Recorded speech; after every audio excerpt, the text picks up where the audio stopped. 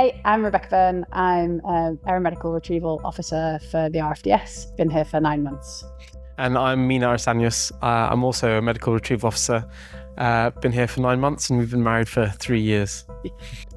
So I think, speaking for myself, we really love working for the RFDS. It's a really lovely organisation. We've felt really welcome from the very start. And also it's an organisation that you can see the impact it has on the community.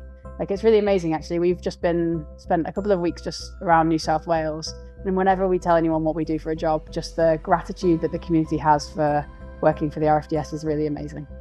Yeah, we heard about the Royal Flying Doctors throughout our training as being the first and the best civilian aeromedical service, and has really been the shining light for the work that they do. And we were just absolutely chuffed when we got the opportunity to interview for the Royal Flying Doctors, and now we kind of pinch ourselves that we're actually working for them. My name's Abbey Barrett. I'm a primary health nurse with the RFDS. Part of my role is to deliver healthcare to our rural and remote communities in Western New South Wales. The best part of my day is getting out into the community and seeing our rural and remote clients. It's such an amazing opportunity to take the healthcare to the client rather than them having to travel lots of kilometres to access health. Hi, my name's David Rogers and I'm the senior base pilot with the RFDS in Broken Hill. I think one of the things that stuck out to me when I moved out for this role, so I moved from a capital city. I'd never been to Broken Hill before, but the first thing you realise coming out of a place like this is how far away it is from anything. And so in that context, you can really understand the important role that RFDS play.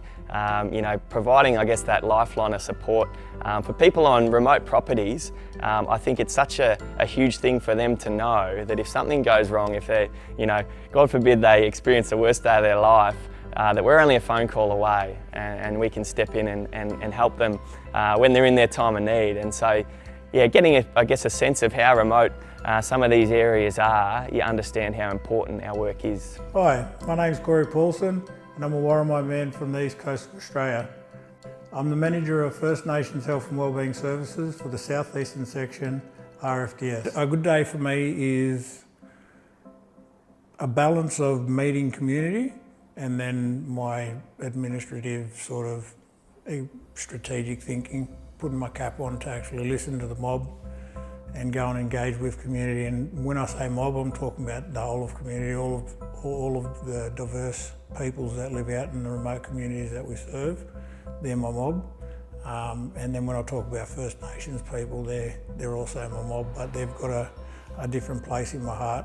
And I think a good day for me is a well-rounded variety of engagement with the whole of the community and with the First Nations mob, and then seeing how that functions within the RFDS, and then going doing the strategic planning around making sure that we get it right. My name is Caryn Love and I'm a primary health nurse with the Royal Flying Doctor Service in Broken Hill. We always learn that healthcare is difficult for patients who are living in remote areas, but once you're out here and you see it, you really get a good feeling that it is difficult for them to access the healthcare that they require. It's a long way to go to the GP. It's a long, long way for tests. It's a long way for any healthcare they need. And what I've learned is strategies for overcoming these difficulties and how to help the patient access the care that they need.